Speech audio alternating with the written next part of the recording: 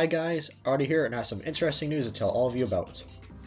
They actually remembered that Boomerang exists, and have finally updated the schedule.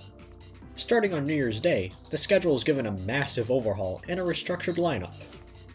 Even a few new shows were added, such as Flapjack, Johnny Quest, and the 13 Ghosts of Scooby-Doo. This week alone, they have an astonishing 40 shows on the lineup, which is a number completely unheard of these days. Truly an impressive feat. The overnight time slots from 2 AM to 6 AM are vastly different each day and have shows rotating in and out, which is a nice touch, a variety boost, and most importantly, a change of pace. On Tuesday they aired Scooby-Doo Mystery Inc. and 13 Ghosts. Wednesday had Yogi's Gang and Jabberjaw. Thursday had Tom and Jerry, and so on. It's definitely my favorite aspect of the new schedule. It makes you wonder what they have planned to air in the coming weeks.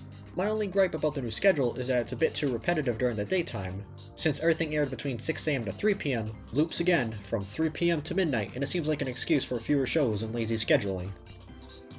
Definitely reminiscent of classic Boomerang, but currently we are in the year 2024 and there really isn't a need for repeating schedules anymore, when you can just air whatever since the channel has hundreds of shows to choose from.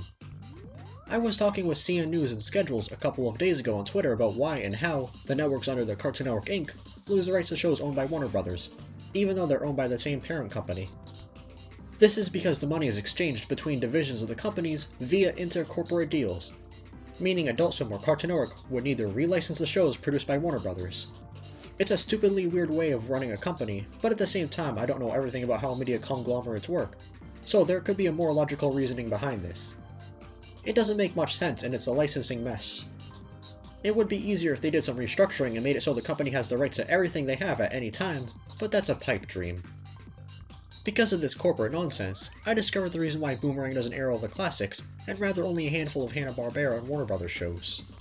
Apparently, Cartoon Network and Boomerang had to get a 3-year license from Warner Brothers to air certain shows since a majority of Hanna-Barbera cartoons haven't been under the Turner Library for possibly decades, and rather the WB Library owns the rights.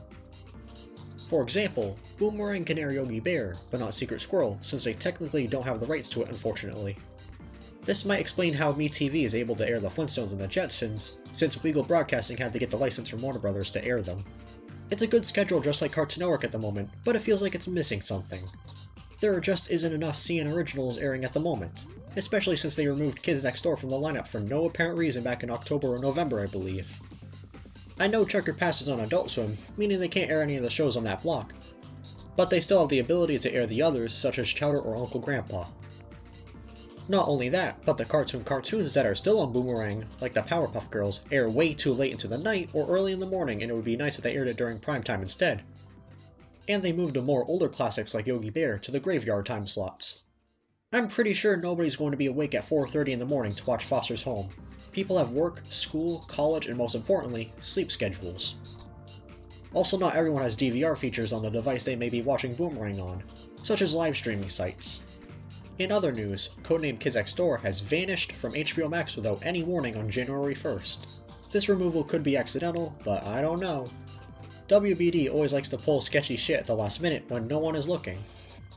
A different, but more likely reason for the show being taken off of Max is that the show may be being licensed to another streaming platform, most likely Hulu or Netflix. It's still on the Boomerang streaming service, but let's be real, who actually uses it?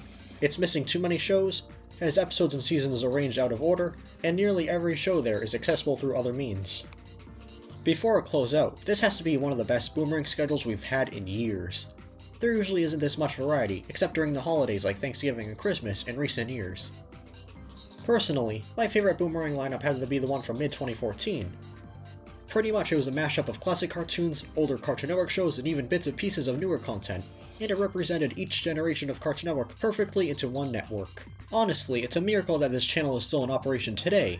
Years ago I would have thought this channel would be shut down by now because of how few cable systems carry the network and the low ratings.